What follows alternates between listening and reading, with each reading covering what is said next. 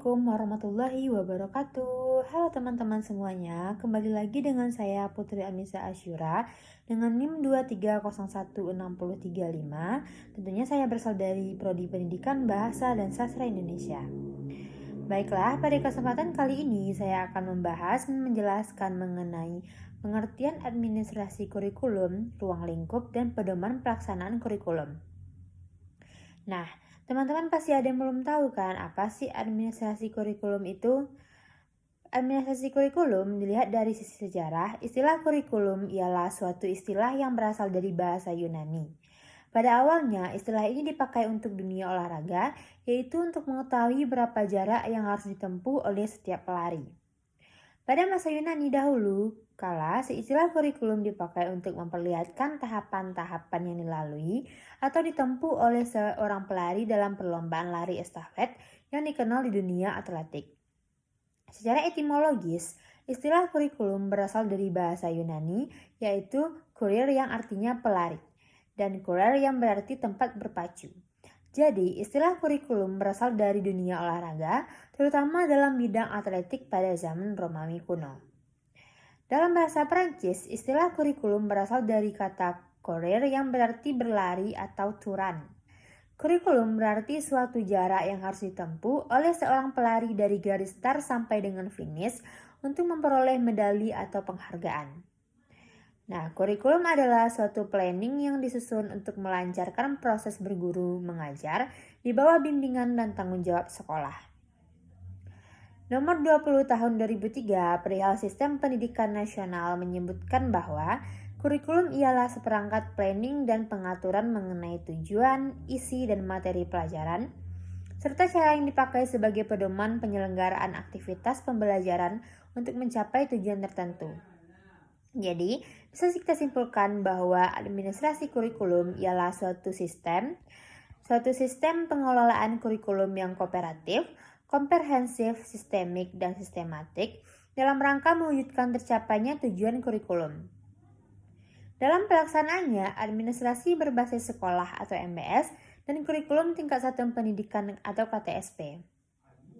Oleh lantaran itu, otonomi yang diberikan pada forum pendidikan dalam mengelola kurikulum secara berdikari dengan memprioritaskan kebutuhan dan ketercapaian. Target dalam visi dan misi forum pendidikan tidak mengabaikan kebijaksanaan nasional yang telah ditetapkan. Ruang lingkup kurikulum, yaitu manajemen kurikulum, merupakan belahan integral dari kurikulum tingkat satuan pendidikan atau KTSP dan manajemen berbasis sekolah atau MBS. Lingkup administrasi kurikulum meliputi perencanaan, pengorganisasian, pelaksanaan, dan penilaian kurikulum. Pada tingkat satuan pendidikan, aktivitas kurikulum lebih mengutamakan untuk merealisasikan dan merelevansikan antara kurikulum nasional atau standar kompetensi atau kompetensi dasar dengan kebutuhan tempat dan kondisi sekolah yang bersangkutan. Sehingga kurikulum tersebut merupakan kurikulum yang integritas dengan akseptor didik maupun dengan lingkungan di mana sekolah itu berada. Nah, selanjutnya kita akan membahas pedoman-pedoman pelaksanaan kurikulum.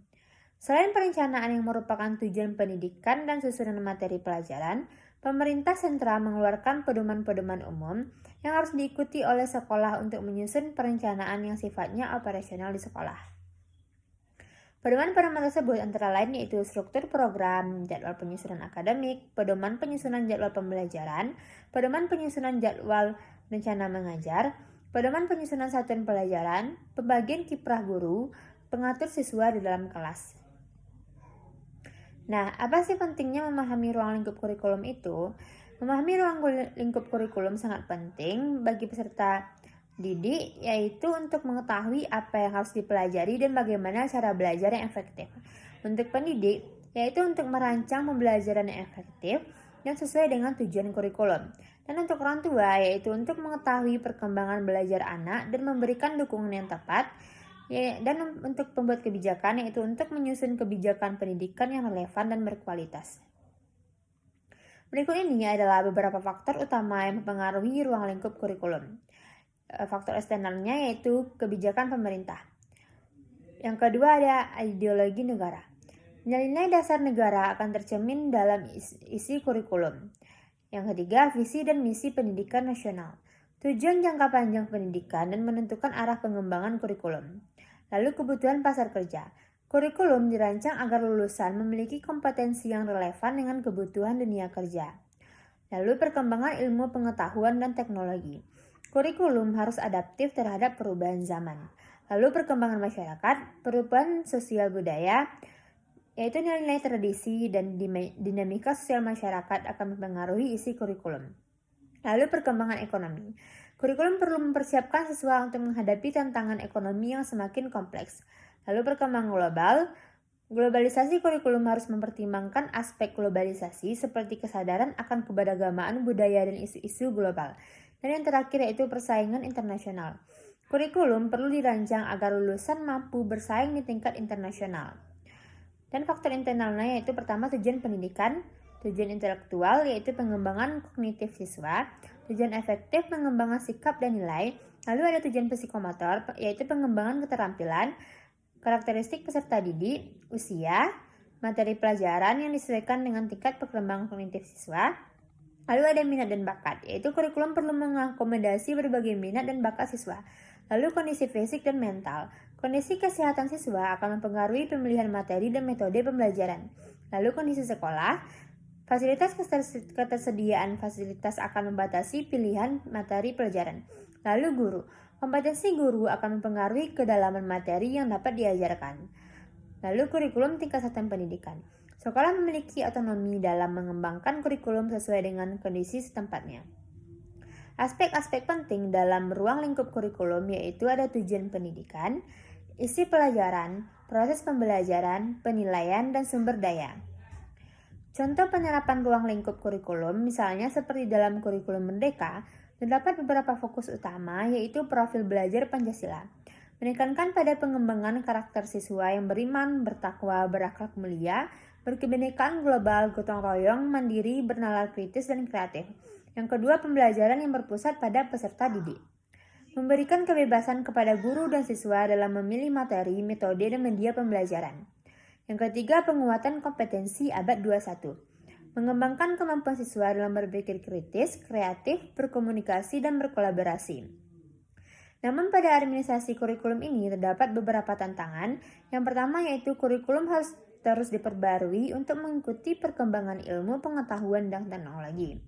Yang kedua, kurikulum harus mengakomodasi kebutuhan dan minat yang berbeda-beda dari setiap siswa.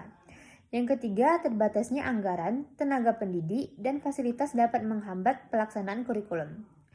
Nah, prinsip-prinsip dari administrasi kurikulum ini yang pertama yaitu semua pihak yang terkait seperti guru, siswa, orang tua, dan masyarakat harus dilibatkan dalam proses pengambilan keputusan. Yang kedua, kurikulum harus bersifat fleksibel dan dapat disesuaikan dengan kebutuhan dan kondisi yang berubah. Lalu proses administrasi kurikulum harus dilakukan secara berkelanjutan dan tidak berhenti pada tahap tertentu.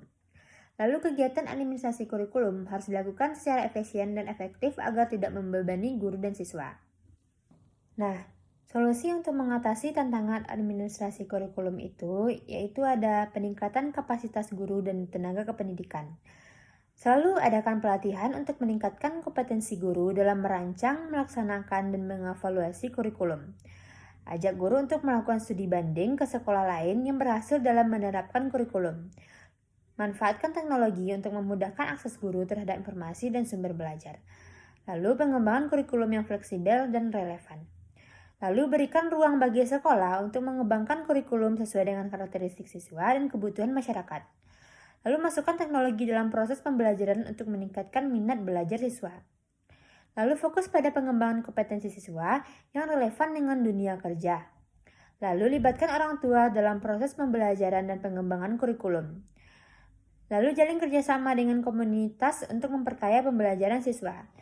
Dan lakukan evaluasi secara berkala selama proses pembelajaran untuk mengetahui kemajuan siswa. Nah, sekian pembahasan dan penjelasan saya mengenai administrasi kurikulum. Semoga apa yang saya sampaikan dan jelaskan ini dapat teman-teman pahami dengan mudah dan dapat bermanfaat bagi teman-teman semua. Apabila ada kesalahan kata, saya mohon maaf. Assalamualaikum warahmatullahi wabarakatuh.